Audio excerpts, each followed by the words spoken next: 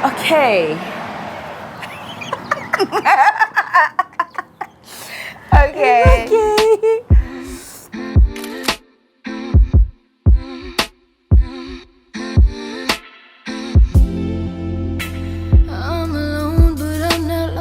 Hi guys, welcome back to my YouTube channel. Today I am with someone special.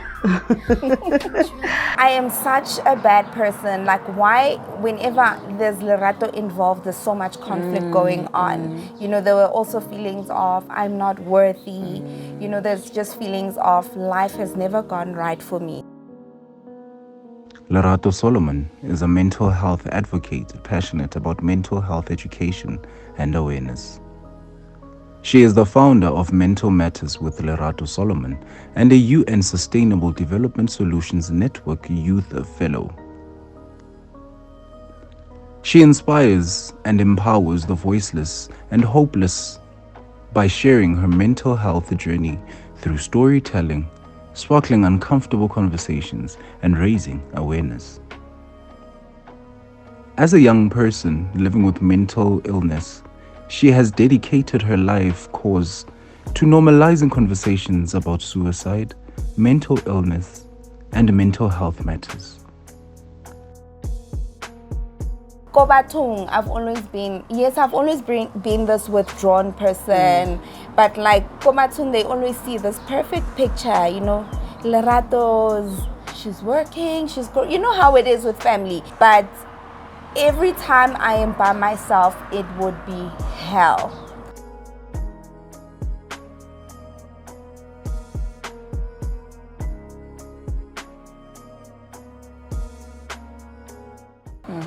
I'd always struggle with like suicidal thoughts, and all the medication that's in there, I already had a plan.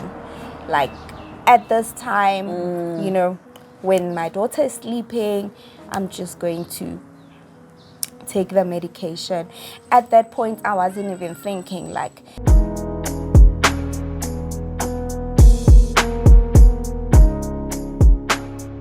Hi guys, welcome back to my YouTube channel. My name is Lerato Solomon. Please don't forget to subscribe, comment, and share our video. Today I am with someone special. I am with Lerato Solomon.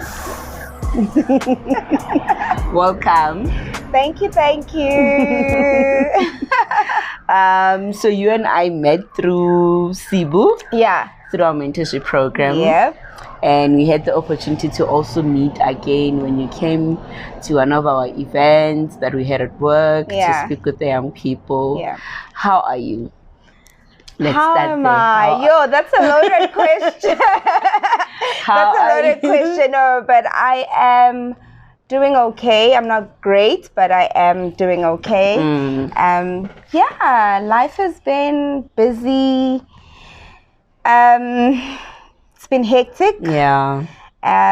Hectic can also be good, but sometimes not great. Not so good, yeah. So like when people are like, how you doing, kippies? And sometimes I ask, is busy good, or like the busy that gets you like really exhausted and burnt out? But I'm okay. Not great, but okay. You're not overwhelmed that you're burnt out. Yes, okay. Yeah. That's good. Yeah. Okay. Thank you so much for coming through. No, thank you for the invitation. I'm honored to have you here. No, I am honored. Trust me. Yeah, trust me. Yeah, so I think you've worked with so many organizations. You've been in so many platforms sharing your story that we'll get into a bit later. Yeah. And I think you are not so shy. You are outspoken about your journey. So maybe take us through Lerato. Lerato is a 6-year-old. If you can take it even further, a 3-year-old. Yeah. Whichever age that you think you'd remember Lerato as a young girl. Wow. Okay. So Lerato as a young girl. It's funny. I don't have a lot of memories to when I was like a very, very little child. I hope that's normal, guys. Like, I know people remember when they 3, but I'm like, do I? That is so refreshing to hear that, because also, and my cousins always say, but we're not you've got childhood issues or you've got childhood memory loss, because I actually don't remember a lot of my childhood.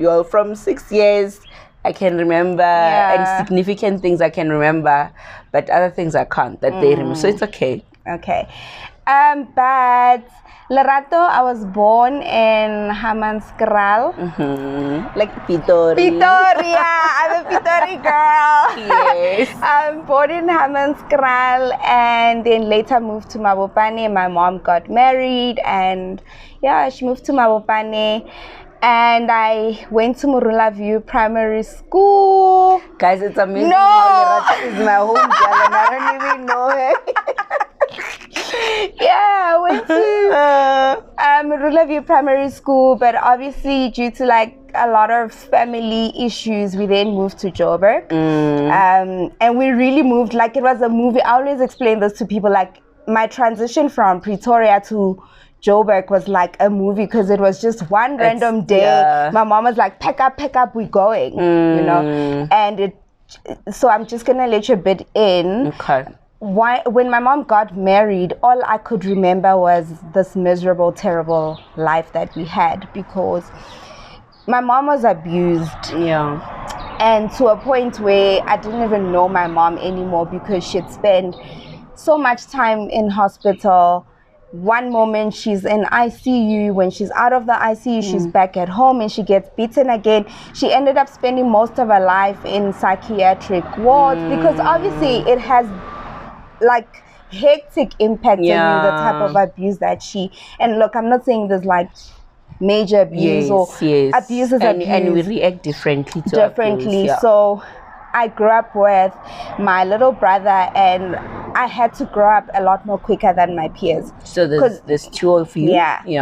So you can imagine, Mama is hardly at home. She's in the hospital, and my dad at that time, stepfather, very abusive guy.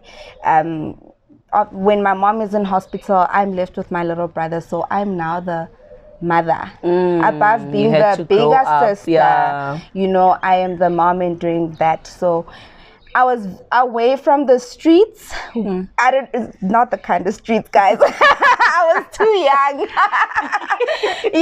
But party and all that stuff, I only did them once in a while, because really there was a lot of responsibilities. But apart from that, I think I try and like deviate from explaining how like morbid and, you know, terrible my childhood was, even though it was. There's a little bit of excitement that I found at school. You know, school was always my joy, my place of joy. The library, books is something that also helped me a lot. So that is where you escape. That is where I escaped from all of that misery. But I think at some point my mom was like, I mean, obviously now that I've grown up, and she told me, she's like, had I not taken you guys that day, Gary, we going to Joburg, I think you guys would have just buried me in the coffin. And that's my life. So I moved from Pretoria when I was about 8. I think I was 8, and then I moved to Joburg. So you had to grow up quite young, because I mean, if you moved to Joburg at 8, so it means all of that happened when you were how old? So it starts, I can remember as far back as 6. That's as far back as I can remember. But there was, in between me living in Pretoria, there were months where I would skip school because my mom's not around, and some family members in Joburg took, like, you know, they took us. So there was but then the permanent move was at that time. So how would you say that affected your relationship with your mother to start with? Because I can imagine going through such an experience would affect so many, you know, so many factors in your life and how you view a lot of things. But specifically with the relationship with your mother, how do you think, did it bring you guys closer, or, you know, you're like, you could have done better or removed us from the situation a little earlier than when you were 8 years old? Okay, so there's been a lot of, I've sort of like moved from one emotion to the other as I am growing, or as I'm growing, but guys, I'm still growing up. But like every season of my life, it's like one moment I'm angry with my mom, and the next I'm like, you know what, she did what she could at that time. She did the best that she could at the time. But as a younger me, so let's say when I was 8, 9, 10, or in the primary school, I knew that I had a mother, and I knew that she loves me, and a sense of me as a child seeing what she was going through, I wanted to help her out of it. And I knew that it was more than the abuse. And I think, well, then now we talk about it, but then I didn't know my mom also suffered from depression and all sorts of other things. So I can't say we were close. I could feel the connection, and I knew she loves me, and I knew she wanted to be there for me and my little brother. But because she was going through her own things, then I didn't understand that. But there was something, Nje, that I could feel. Mama is mom. I always craved for that relationship. So a lot of kids will be very close with their mothers, but now I knew Mama, but Mama never spent time at home. Even when we had moved from Pretoria, she was very sick. She spent most of her life in the hospital. I think I spent more time with my mom in the hospital than anywhere else. Sure. In my life. So did the situation bring us close? Only in my teens and late teens. So when I was about to finish school, that's when Mama was getting better, and she was getting help for herself, and she started building that relationship with us. But she's an amazing woman, and I really, really love her. And she's I don't even want to say strong, but she's gone through a lot, and for her to still be alive and stand and she didn't give up, she wasn't like, I don't have that connection, I don't have that relationship, I have my own things. She literally made an effort to actually say, guys, I missed out on so much, and we working on that now, but she's a sweetheart. And that's amazing. I think also the gift that we take for granted is growing up to actually bond with our mothers, because a lot of things we don't understand when we are young. But as you grow older, and I think even then they can open up a lot easier when you're older. Because when we are young, it's more of I'm protecting them. There are a lot of things that they should not know because I'm protecting them. But I think our generation, we are learning that it's okay to be vulnerable with your kids. Definitely. Because sometimes protecting them, it's actually pushing them away. So it's okay to be vulnerable with your kids. So how, I know you've got a beautiful daughter, Khalalitang, that is doing amazing advocacy work. So how would you say your relationship with your mom, or how you were brought up, has actually impacted your relationship with Khalalitang, or even shaped the way you see motherhood and the way you would be intentional about mothering your own daughter? So, okay, let's go back a little bit. So I had Khali in my teens. That was a pivotal point as well for my relationship with my mother. The funniest part is my mom found out I was pregnant. I think I was like 5 months. All the time I was here, I was afraid. And she found out when I was 5 months. The day she found out, she wasn't talking to me, and I spent the entire night locked in my room. And the following morning, we were attending those take a girl child to work day thing. So how did she found out? Khali's dad's family came to my house. I know it's supposed to be the other way around in our culture, right? Like we go, but it was the other, and so that's how she found out. That's how she found out. I can imagine her reaction. She was. But more than anything, that's when I actually I always go back to people and say, people will praise me for raising such an amazing child, but I think that my mom helped out so much. So the following day, I was going to that girl take a girl child thingy, and she left a note in she packed a lunch bag for me, and she left a note in it, and it said, Lerato, I am disappointed in you, but I want you to know that you're not gonna walk this journey alone. Aww. Guys, I sat in that bus crying, and I think that is all you needed to hear. That is all I needed to hear. It still makes me so emotional, because like it's expected of our two, and there was a lot of judgment in the family, and she was like, no, you will not do that. So I really appreciate that about my mother, and I think more than anything, it has taught me to also raise my daughter in anything. Raise her with love. So people say do things with love and in love, and I really understood that from my mother. So that is how I try and raise Khalaletsang as well. With love. It's a tough journey because she's now a teenager. I remember being a teenager, but like right now, I'm not a teen. I'm a mother, and people say, think back to when you were a teenager. Yeah, I was. But now, at this point, guys, like I'm a mother. And you can't really be objective about everything. At the end of the day, she's your daughter. You want the best for her. Yeah, she, and at this point, I've accepted that I'm the villain in every single story and scenario because she's a teen, and I'm like not the coolest thing on earth, but really, but she's a sweetheart, and I'm very grateful for her. She's taught me a lot about myself. One thing about raising kids is they will reflect a lot of things about you. Some things that you actually don't. I think all relationships do that. Whether you're a mom, whether you get married. Even I was about to say that because I'm not a mother as yet. I see that with my husband. Exactly. And you'll be like, what? Every relationship will challenge you. And I think that motherhood has also done that.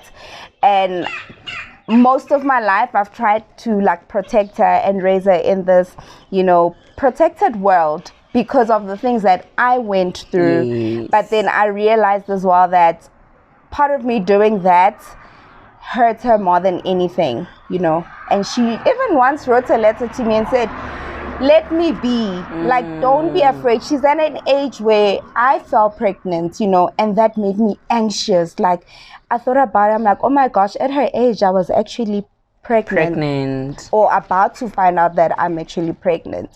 And it's those things that scare me. But you know what? Motherhood has also taught me to just let go. Let go and let be. There's only so much that you can do as a parent. And I also had to remember that she's not me. Yes. I'm raising an individual who you made your mistakes. Yeah, exactly. She will make your own mistakes. So you are saying you've learned that she has to make her own mistakes. Yeah. She is her own person, you know. Your mistakes are not her mistakes, by the way. Definitely. And I think if you're an open mother, she'll learn a lot from you on how it led to you being a teenage mom. So I think the beauty of it all is that with what you've been through and you being an open mother, she can learn from your mistakes, and you are in turn able to say, actually, she needs to walk her own journey, be her own person. I mean, she's doing amazing work that you were not doing when you were a teenager. So you can give her some credit for that. Oh no, definitely. She's amazing, guys. I know one thing about my daughter, which I'm grateful for. I always say that it's almost as if God is proving me wrong and saying, you're always going on about being a teen mom but like, can you see the work that I am doing? I've got a plan for this girl. So I always say to her, Nana, I don't want to even control your life. Whatever you're gonna do, I know that God, He's got you sorted. That's not my portion. I'm gonna stress myself. Otherwise, you'll frustrate yourself. You'll definitely frustrate yourself. You've been very vocal about your story of mental illness, and I think it's a huge thing that we need to, it's a conversation that is actually important, especially nowadays. We've seen a lot of people suffering from depression. We've seen a lot of people committing suicide, a lot of well-known people, and even stories that are untold. I mean, there are a lot of people still committing suicide, but because it's not people that are well-known, we don't know about them. Yeah. So, it shows that there's a lot of work that still needs to be done. Yeah. There's a lot of Lerato that still needs to be out there. Yeah. And speak about their struggles, So can you take us through, where did it start with you? Because I think if our viewers don't know, the main theme for this video would be about your mental illness journey, because you are well spoken about it, you are outspoken about it rather, and I think it's a beautiful story that would change a lot of people's lives. Yeah. Even me sitting here, I don't know. How to identify a depressed person. So it's important that, we talk about these things and raise awareness. Yeah. So where did that start for you? Yeah, that started way back. We're going way back, guys. Back in the time. We've got time. When I was a little baby. So my first suicide attempt was at the age of 10. Okay. But prior to that, obviously looking back, I realized what a sad child I was. And when I mean sad, we all get sad, right? But mine was more permanent. So there was more sadness than joy in my life. And looking back, so I used to tell people that I always wanted to die, but that is not really it. I wanted to live without the pain. The pain of seeing my mother in that state, without, the pain of being abused by a family member, the pain of just, I wanted to be like other kids. I didn't get to do things that other kids were doing at my age. I was more concerned about, oh my gosh, what's going to happen tonight? Every time I hear my dad coming in the house, it was tense, And it was all those things that they were building up. And I remember then at the age of 10 devising a plan and saying, I'm going to take all these detergents in the house. I was 10, and I thought, like, if I'm going to consume, and I'm not downplaying the fact that consuming those things is, like, not a big thing. But as a child at that age, I wasn't thinking, okay, maybe I'm going to OD on medication. Yeah. I didn't know, but I thought, hey, consuming maybe bleach, then, like, I'll be gone and it's going to wash away the pain. Like paraffin. I know we used to think paraffin when we were young. Yeah, so that was my first attempt. And then, sort of like over my life, and I think up until my late 20s, I had attempted my last or fourth suicide. I had the fourth suicide attempt. So let's backtrack a bit. So with the issue of your family member, did you not have anyone to talk to? Because I can imagine Mama was also consumed by everything that was going on with the abuse. Yeah. And maybe there was some sort of neglect, because she was, understandably so. Yeah. So did you not have anyone to go to? Or it was just a situation where you're like, what, it's only me and Mama and my brother. There's no one else to help with this. Yeah, it's always been myself, my little brother, and my mom in my world. And the fact that we were now removed away from this situation with an abusive father and were taken in by another family member, and I was being abused in that home which we were taken in as a child, and obviously my mom still being ill, I thought, number one, I'm scared to speak out because this is family. Sure. As a child, how do you do that? They won't believe me. I'm just a child. Also, you probably thinking they will chase us away. And that as well. I also thought, like, my safety net, or this little bit of freedom that I've never had in my life as a child is going to be taken away. Are we going to be on the streets now? Like, you know, so there was a lot going on. And I kept it a secret forever. I think up until I was like in my 20s. In one of the therapy sessions, it was like, okay, that's when Sure. it came out. Sure. And were they, you know, incarcerated for that? Did they get their punishment? No.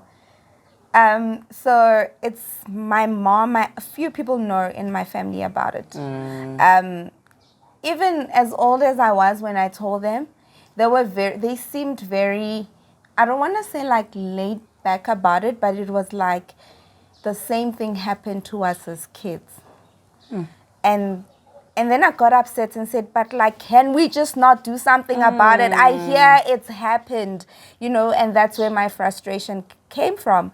But I realized that in as much as I wanted to be their battle, I felt like, you know what, maybe they've had their fair share of struggles and maybe this is one of them they don't want to live with. They're probably thinking, I'm old enough and I'm working through it now. And I think there were also talks in the family that because I am this depressed person, you know, that I have this mental illness that they've now come to find out about, I have become labeled the girl who seeks attention in the family. So And that was is also how we view mental illness, especially in black families, you know. Yeah. Like this is either the black sheep of the family or this one is drama. Yeah. So it was also one of those like attention seeking. Did it really happen? Are you trying? So yeah. It's But not, did you have anyone in your corner when they found out? Yeah, no, definitely. My mom, my aunts, they were very, yeah. Is the person still alive? Sure. Okay. Yeah. That is deep. Yeah. Have I seen them? Not in the longest of times, but one family member of mine posted a picture of them on a WhatsApp status saying happy birthday, and then everything just came back. I'm like, yo, after such a long time, and you realize these things don't go away. Like they don't. Yeah. So do you see yourself one day when you are strong enough? Because I don't think you, like you are saying, you can never reach a point where you're like, I'm okay. Yeah. And it doesn't bother me anymore. Yeah. You know, especially because this person, yes, you might be separated by distance, but they are your family member. Yeah. And there are high chances or possibilities that you might, you know, meet them one day, see them one day with your daughter. Do you think one day you can be able to actually approach them and say, this is what you've done to me and I forgive you. You know, I hated you for so long. You took my innocence. But I forgive you. You know, for your own healing, because such things are always for your own healing. It's never about the next person, you know. Do you ever see yourself getting there? Not having any flashbacks when you see them? To be honest, I don't know. I have sat down and asked myself that question, like, even just as a simple question as when you see them, like now, how are you going to... I don't know. I don't know. It's a time will tell type of thing. But are you still in therapy and dealing with that? Yeah, I am still in therapy. So therapy for me is an ongoing thing. Whether I'm in a good space or not, I've learned that it's good for me. I've learned that my medication is good for me. So it's one of those things. When something is good for me and it's working, So take us back then. You said your first attempt was when you were 10 years old. And then the second one? I was around 13. So you said you attempted four times. The last one was when you were in your 20s. 20. Now I have to think, 26. So when you attempted to commit suicide, what were the triggers?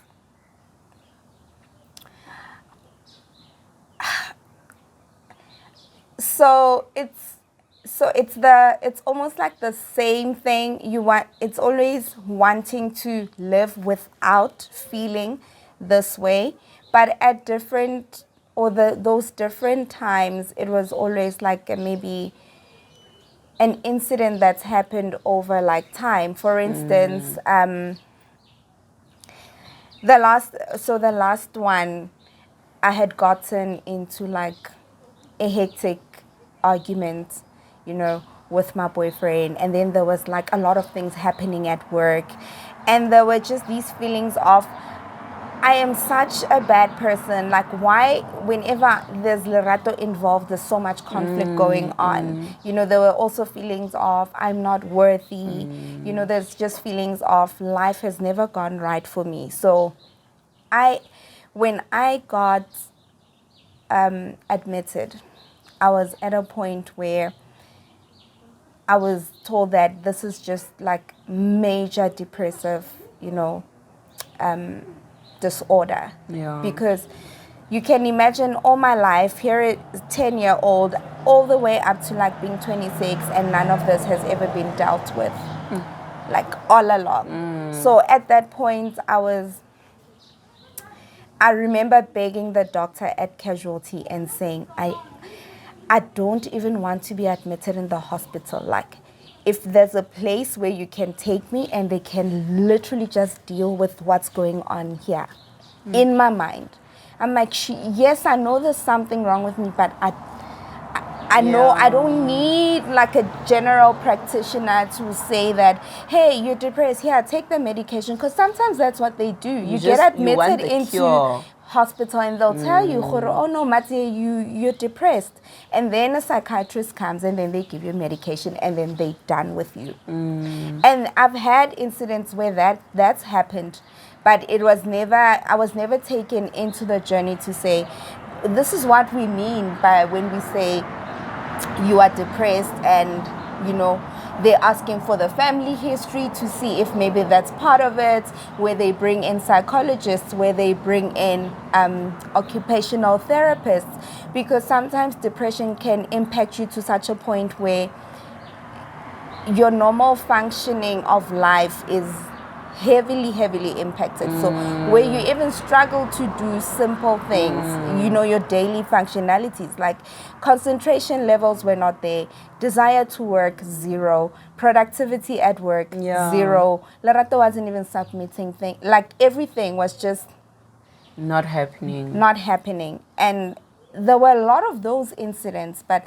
I'd get up because they'd give me medication and then that's done. And then when I get home and family comes and visits, they're like, and I tell them, but I'm depressed. They've given me medication. And then family will be like, no, but you just need Jesus. Like, thing. Yeah. And that's what I think. And that is the reality of things. That is what's happening. And as a Christian person, that also had a major impact in my life. I thought that if I'm going to be taking medication and I'm going to accept my diagnosis, what does that say about my faith? Does that say that I don't believe in God? I don't trust him that he can do good for me? I questioned my faith a lot if I'm accepting this diagnosis, because we learn, or that's what we learned back then, that God is bigger than the depression. Yes, he is bigger than, But God has also ordained people to help you through the journey. Exactly, which is something that I never understood. So dealing with it's something that was not done up until obviously that last suicide attempt where I was desperate.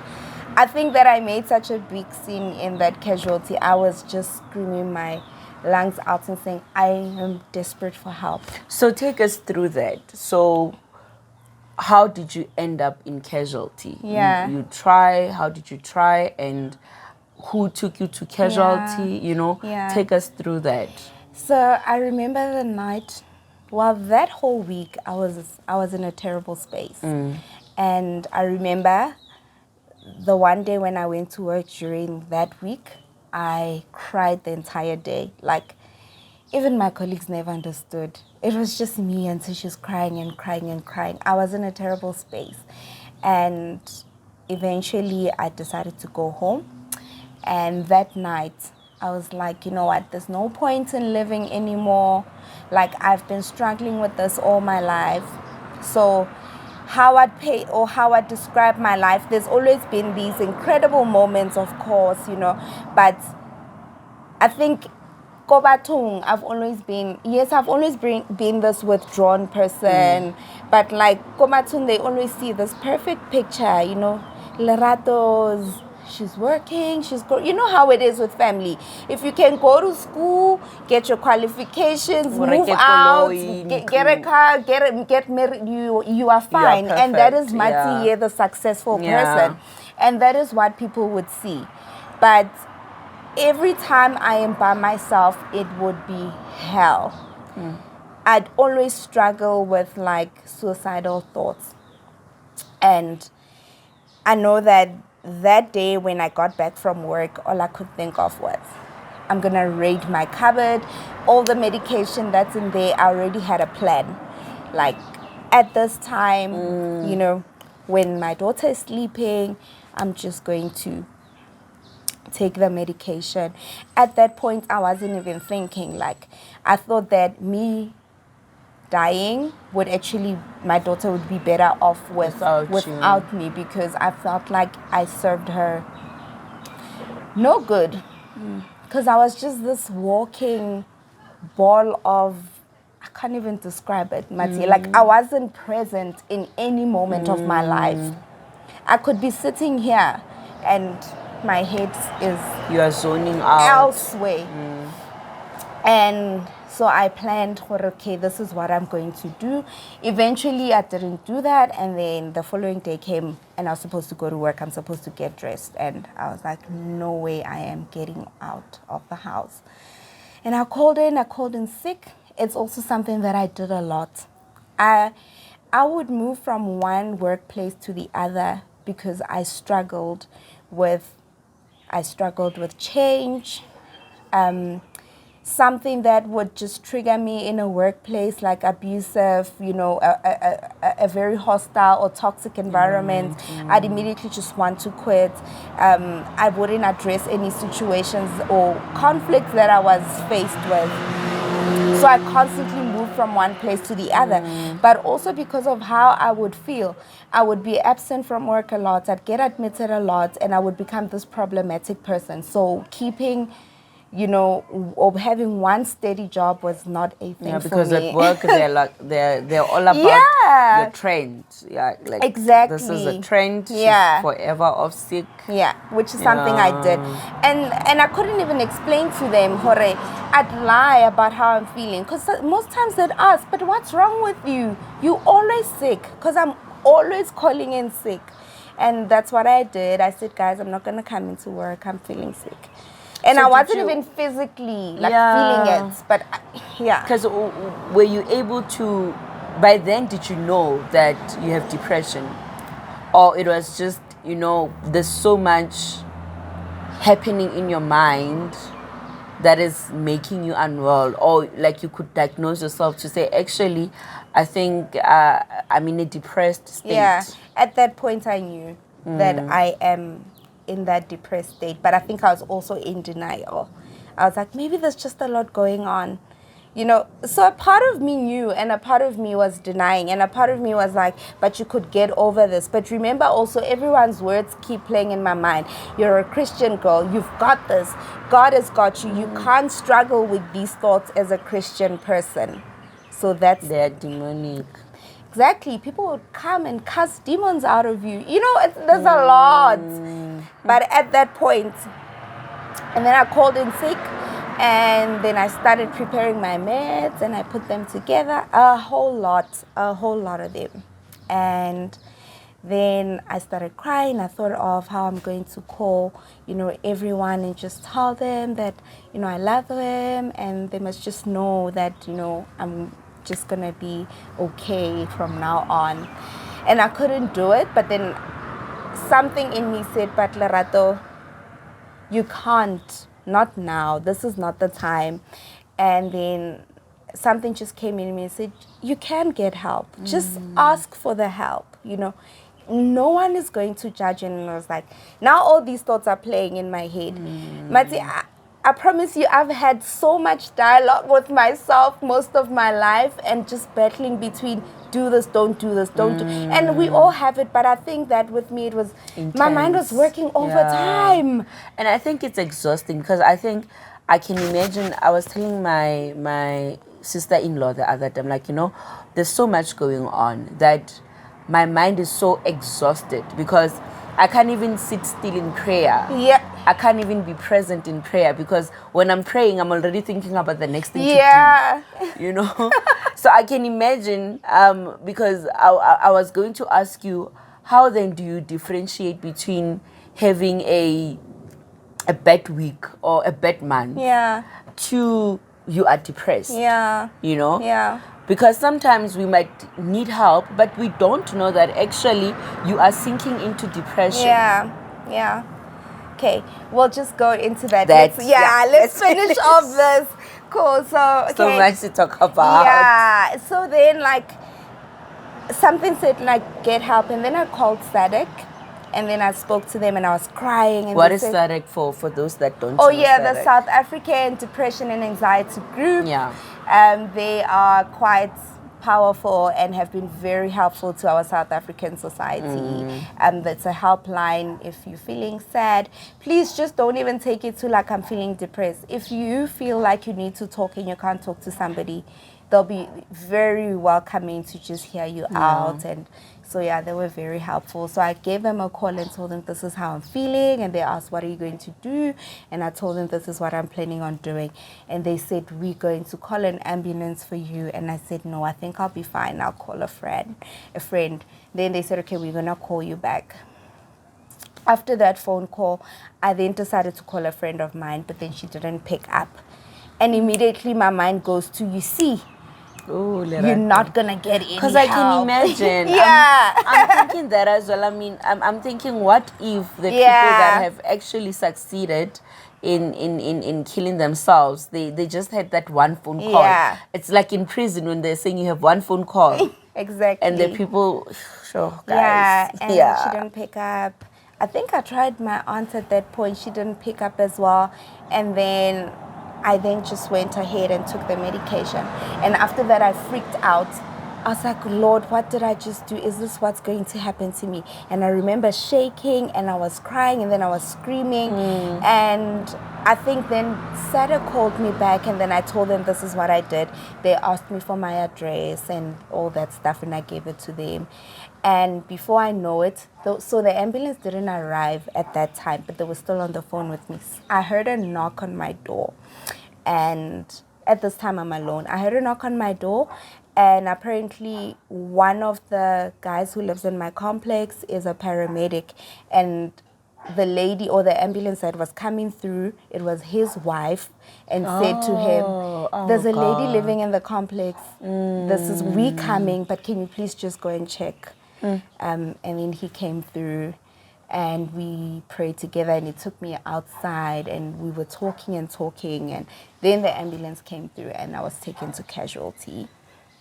And then they asked me, what did I take? They managed to give me some black charcoal, something, because it cleanses you quickly.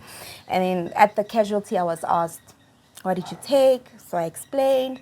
Then they now trying to pump the stuff out of me. So now when I'm a little bit better and that stuff is, it's getting flushed and stuff, the doctor's like, we're going to admit you. And that I lost it. When he said that, I lost it. Said, I don't want to be in the hospital. I want somebody who's going to help me with whatever's going. I said, I want the pain to go away. I don't want to live in the sadness anymore. So were you in hospital before? That's why, is that why you lost it? Yeah. Okay. Yeah. And it sort of felt like I wasn't I'm not getting any help. I've been here before. Yeah. And then he eventually told me about, I guess so, and I was then referred to Akeso. And yeah, that's Akeso is a mental health care facility. That's their speciality. So, and then I got admitted there, and that is the best thing that's ever happened to my life. That is where the healing journey started. Yeah. Sure. Yeah. Yeah. It's a lot to take. It's a lot. I know. It's a lot. Yeah. So going back to my question, for those that don't know, how do you differentiate being sad, having a bad week? I mean, life happens. Yeah. Work happens. There's so much. Like when you're saying you're overwhelmed, there's work, there's this. I can relate, you know. But when do you then differentiate between just life happening and you sinking into depression? I think, and even with psychologists or GPs, they'll ask like, how long have you been feeling this way? So I think the fine line there is the period. So I think anything over 2 weeks is like, we need to look into it. Yeah. So for me, even when I'm sad for like this entire week, I start questioning myself, only because it's like, also for me, it's like I don't want to fall in that state again. But I think if you're having those feelings for like over 2 weeks or so, it won't hurt for you to go and see a GP or, you know. And if it's a month, I think definitely just go and see somebody. Go and see somebody, whether you've been struggling with, you know, your suicidal thoughts or anything, sadness, you're feeling overwhelmed. You know, burnout is also a thing with our generation. I think it's been a thing, but our generation, we are the grinding generation. We glorify, you know, not sleeping. Sleep when you're dead. You know, so I think, it's very important to just check in.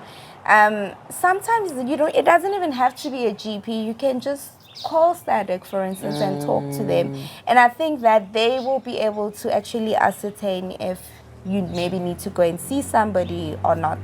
I think sometimes it could even be a simple thing as telling your GP and they're like, look, we need to book you off for a week. Doing nothing type of thing. So, and I think also we must normalize therapy, Lerato. Yeah. You know, whether you feel okay, you don't feel okay. Sometimes I heard someone was saying, "No, guys, I'm going to therapy. I just went there to say, actually, I'm good." Like, and it's okay. Yeah. It's okay to be good and to go to therapy even when you're good. You know?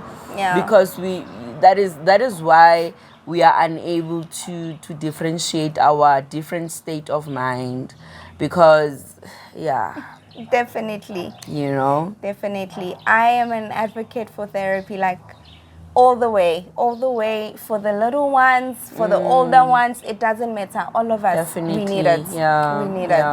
Life happens, but apart from life happening, we can also go through, like, have an amazing time and like have all these accomplishments and feelings of joy and excitement and happiness and still feel sadness. And something that we also don't recognize. You know, sometimes you question yourself, oh my gosh, for example, I just got a promotion at work, you know, I'm in this, my husband is loving me, you know, school is going great. And then you question yourself when you start feeling a bit sad about something else. You know, because we think, or we thought that we are ungrateful. Yes. There's no such. I don't think. They can both exist at the same time. Because we are emotional beings, and you know, everything, especially with our emotions, it's dealt with holistically. Yeah. So you can function in other areas of your lives, but the other one might be lacking, and that can make you feel sad. Yeah. You know, sure. So you were saying that you were diagnosed with major depression. Yeah, major depressive disorder. Okay. Anxiety as well. So what does that mean? Does it mean you are on lifetime medication, or you take it as in when you feel like you're not okay, or are you off your medication now? Okay, so that that will obviously be decided by, number one, guys, I'm not a medical, so I always put out a disclaimer out there, like, I am not a medical practitioner. I always speak from a place of experience. That is your story. That is my story. And that is what we are all about here, telling your own story. And do go see a professional. Don't take this as like, medical advice or anything. So that's how I always say, when people ask me these questions, I make it clear and say, this should then be decided by you and your psychiatrist. Okay. But for me, I was put on a trial to see what medication works, and the medication started working. And obviously you go for your appointments and your regular checkups and they can see where you are. And then they took me off medication and I was fine for a couple of months. But then after that I went back into that state. So I had a relapse and I was put back on medication. And at this point, I am still taking it. There was a time when I wasn't, but now I'm back on it. So Okay. Yeah. So where is Lerato now? Ooh, that's Where is Lerato Lerato? Where is your emotions? Yeah. What thoughts do you have in your mind? Yeah. Where is Lerato? Yeah. I am definitely a much more enthusiastic human being. I'm hopeful about life. I'm very grateful for my journey. And I'm really looking forward to the next day. And as much as I can have the down moments and be sad, I'm really, really hopeful for the future and always looking to see what's next. I always say, what's next, God? I am obviously still, I'm human, and I think we'll still be dealing with things because life happens every day. Maybe tomorrow you may need to deal with something that's happened recently and you've dealt with whatever. So still doing therapy, still advocating for mental health. It's been a very tough year for me, simply because I think my daughter has gone into this teenagehood and I've sort of like had to step in a little bit more as a mom.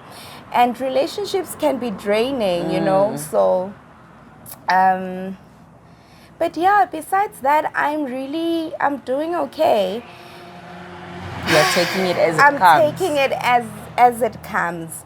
And I think the biggest thing for me is I tell my story not because I'm wanting to highlight and put this light on mental illness, but I'm telling my story to actually show people that there is light at the end of the tunnel. Like, we can go through life, but then there's a way out of this, So in as much as I'm advocating for mental health, and I'm saying that there can never be enough awareness done. There can never. No. And that is why I do it. And I saw this light and I knew how much I suffered by myself. And the reason why I did this was that there's probably a whole lot of Leratos out there who are going through what I went through, and they're thinking that they are alone. And for me, it was to say, you're not alone. There's a lot of other people who are, because when I went into I was like, oh, this feels like home. There's a whole lot of other people like me. I promise you, I felt embraced. That gave you a sense of belonging, that you're not weird. Exactly. And that it's really a part of life. And I realized, tracing back, my late grandmother passed away because of depression. Sure. My mom had depression. So there's this history. And I'm like, no, definitely, I'm not the only one. There's nothing special about me. And I really wanted to tell people out there, just by sharing my story, something in me was like, girl, I think I'm ready to tell people what's been happening with me. Maybe somebody will find. Definitely. Somebody will find, encouragement or the strength to say, I need help, actually. So I will continue sharing my story. I continue doing it. So, and it's funny because I'm a really withdrawn person and I'm very shy. But then I always say to God, like, what is it that when I tell my story, like, I get so You like excited? But Let's you'll, do but like that. you'll never find me in social Yeah. spaces, and I'm like, oh, like I actually get very awkward, like in spaces. I'm like, what Do do you I think do? you're also awkward on social media? I am.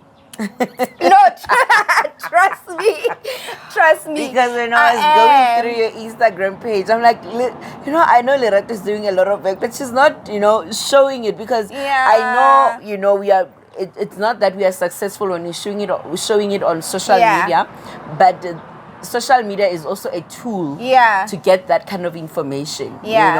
So when you're talking, I'm like, probably also, there's times when you need to detox. It's probably too much for you.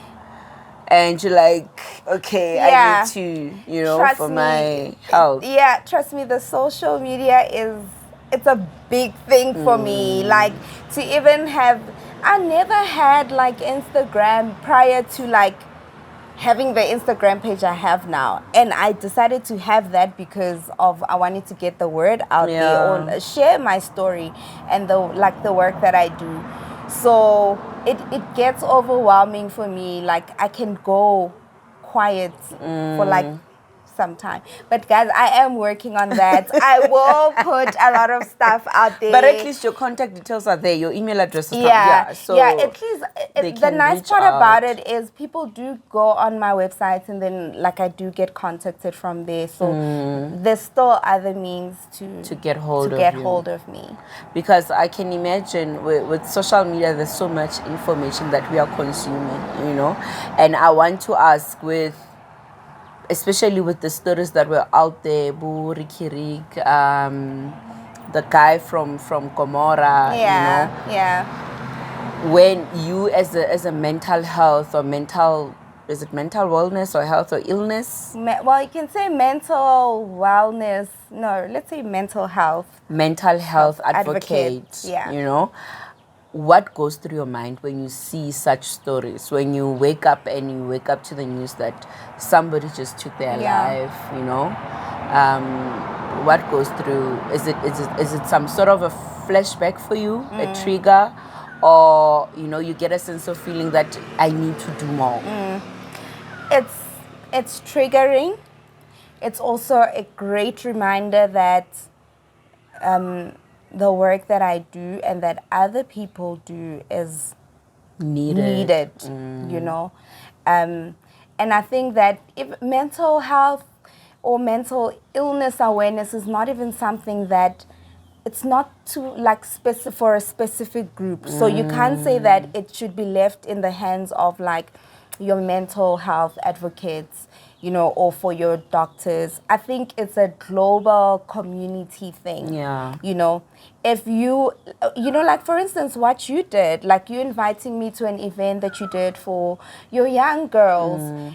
And it's very important. It's things that we need. Yes, you are doing the work for the community with your young girls, but also there's always that aspect of mental health that needs to be taught about, that needs to be taught to them. And I think in schools and in the workplace, because humans are everywhere, we're involved in every aspect and area of life, right? So we need that in every single space, in a home, in church. We don't want our churches to cast demons out of us, but we need them to get educated. So it really triggers, but more than anything, it also just reminds me that work must be done. So where are you doing the work that needs to be done?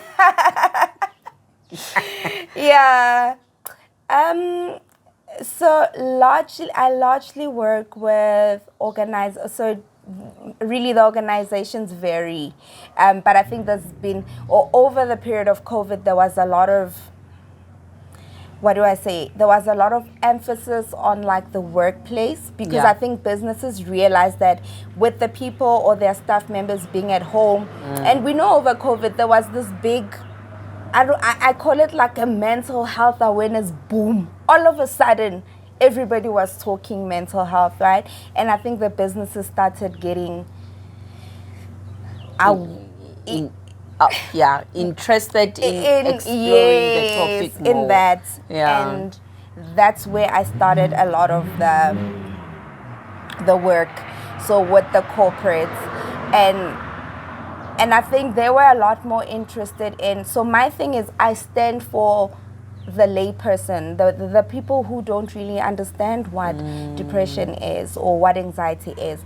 And for me, telling my story, I think that if somebody told me their story back then, or they would have told me their story, I would have understood or resonated with it, than a medical doctor coming through and telling me about the chemical balances in this. It takes me off.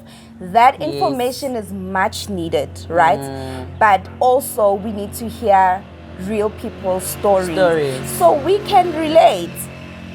If you tell a child that you are depressed, they don't know. What is it? Yeah. Chemical balances, hey, this.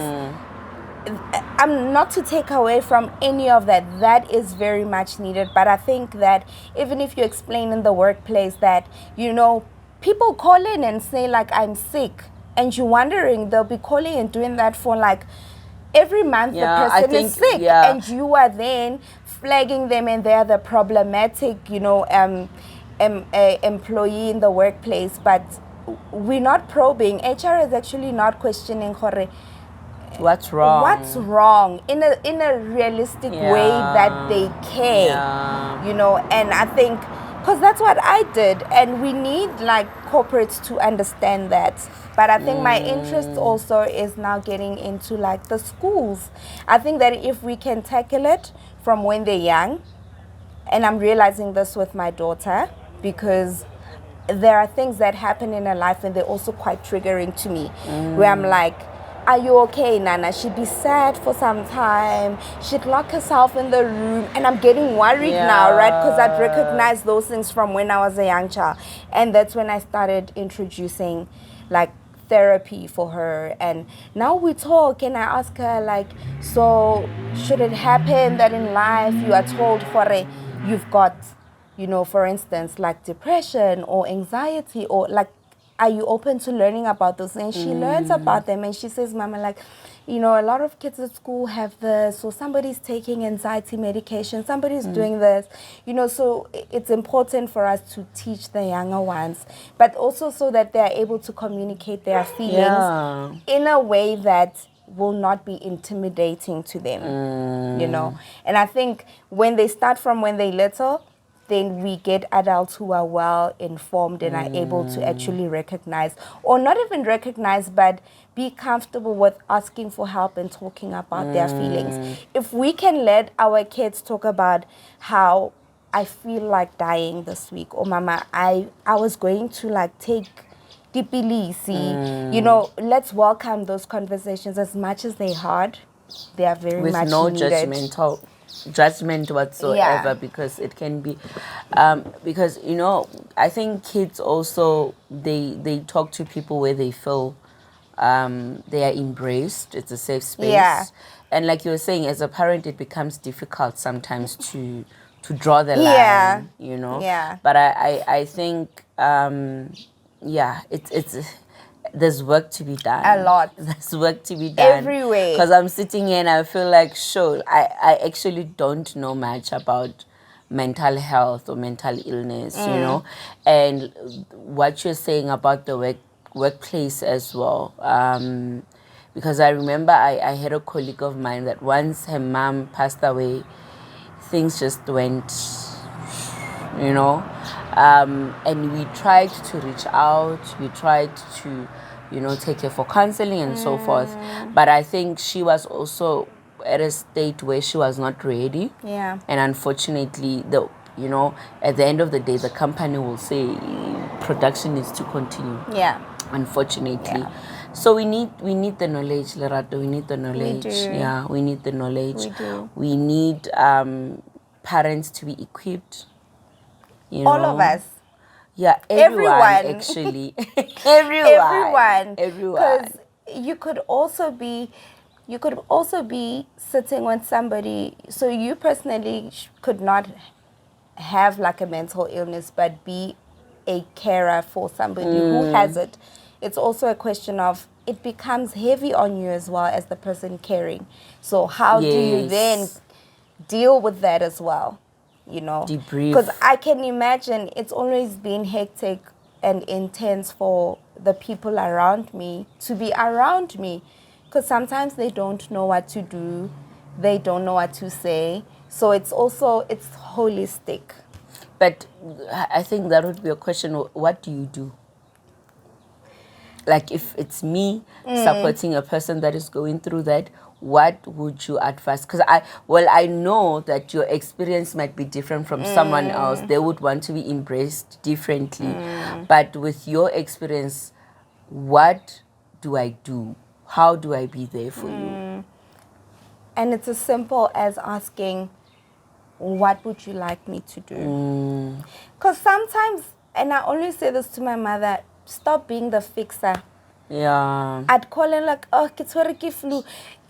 Mixer go to the chemist. No. Yeah. We always want to be those people, and sometimes we don't want that.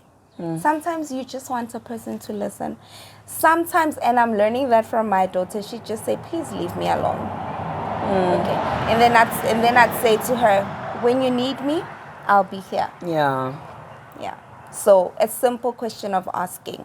And sometimes you'll get pushed away and you'll be frustrated. But you know what? When the person is not ready for whatever you are offering, they're not ready.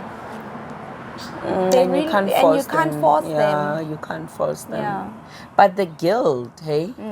Like, if something were to happen to that person, the guilt that remains with you is their support structure. That's another thing as well. I mean, I was talking to a friend of mine, and she was telling me how she attended a funeral where this child committed suicide, and people were just so judgmental of the mother. And she's saying, but I felt that it was so unfair because the mother did the best that she could.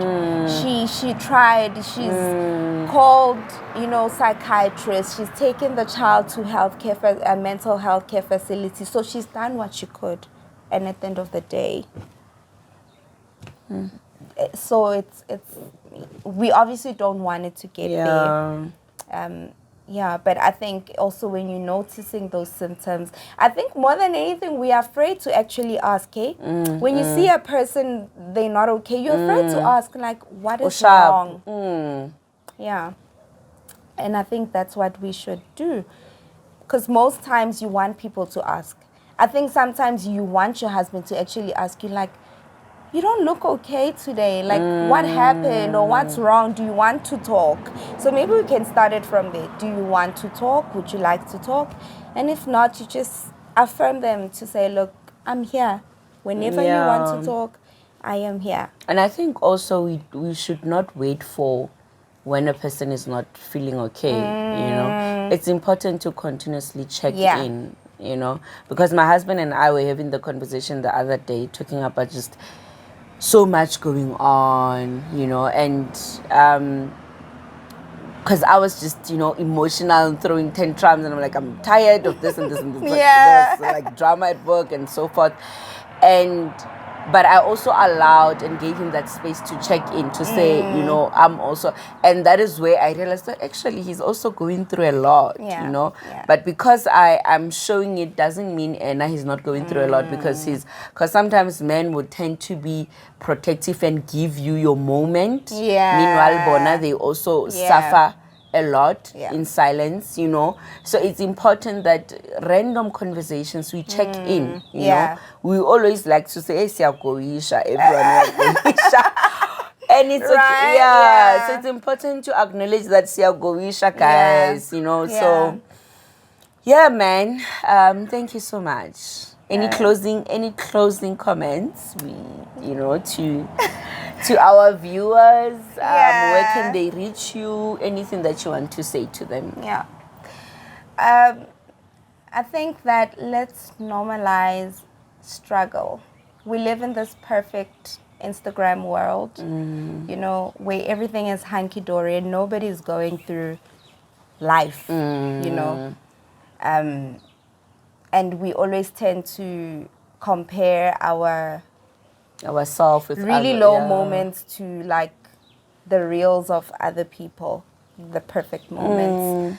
And I think that we need to normalize struggle. I'm not saying put it out there, but if you can sit with Mati and be like, yo, Chomi, like, Khubima. it's okay. And I think that's the first step to like getting help, because we always say that it's okay to get help, but it's also hard for somebody who's portraying a perfect picture out of the blue to say that khubima. Yes. You know, and that's why you hear of things like, but she was fine last week. But that's also true. A person can be fine. You know, you can be fine today and tomorrow Lerato is no more. It's so I think that let's normalize the struggle, that life happens, but also there's help. You know, there's help. There are people who are willing to listen. There are communities that are willing to support you. Organizations like SADC. I mean, there's a whole lot, you know, but I think that SADC would be the first place to go to, and they're able to redirect you, you know, to the relevant people and parties. But help is out there, and I always say to people, if you don't believe it, you know, God, I think that I can testify to that. God also took me out of that. Yeah. But I had to do something. Yeah. It didn't just magically happen. I had to beg and ask for the help. I mean, I didn't have to like beg for it, but because I was desperate at that time. So, yeah, let's normalize struggle. But in normalizing the struggle, I'm not saying let's like stay there and sit in it, you know. But there is help, and there's things that we can do to make life easier. And guys, let's rest. Yo, now I'm that advocate. I will speak about resting because I know how much it can get a person. Burnout is actually one of the first things that can get you in that rut where you are just, I'm taking it in and I'm practicing that. I'm struggling with rest. And I was listening to some preacher saying even Jesus would rest before he performed any miracle, you know. So we need to breathe and rest. And in as much as maybe you may not believe it, but your life is worth every single thing on earth. Everything. One life, and that's what I literally did it for. I always tell my story, and I always say that it doesn't matter if 10,000 don't hear, but there could just be that one person. So your life matters. Just one. That's all just it takes. One. Thank you so much, Lerato, for your time. Thank you. I think the word to just summarize your life story would be, to me, it would be that it's godly. You know, it depends on what you believe in. But me as a Christian, I also believe that that voice, if it was not that voice of which I'd say it's the Holy Spirit saying, Lerato, you can survive this, you can get through this. It was meant to happen, it happened. There's so many people that try and they succeed, you know. But for you to even be sitting here and sharing it years later, you know, it's okay, guys. We are in this beautiful veranda. There are cars moving around. Life happens, guys. It's okay. It's like they are now competing, but anyway. So I feel like I feel like for you to be sitting here, it was a plan. It was God's plan. You know, we are unable. It's a true testament that God takes you through things that you're able to come and be a rope for someone that is down there. You know, so continue to share your story relentlessly. So, you know, we love you. You are gorgeous. I mean, she's making me blush. But thank you so much. No, thank you for having me. And Yeah, I think, I adore your work. I adore you. You're just amazing. You've got an you. amazing heart, and the work that you do is incredible. I know you've got the heart for the people, Yeah. so that's why I couldn't be more That's what excited to be connected on your us platform. because, Yeah. Thank you. Thank Love you you, so girl. much. Thank you. Yeah. Thank you, guys. Thank you so much. I think my takeaway from today is that let's check in. Don't be shy to ask for help. And your life is valuable. No matter what you're going through, it's completely possible to get through it. Your life is valuable. Check in. Have somebody that you talk to if you're not feeling okay. Also, normalize therapy in your life.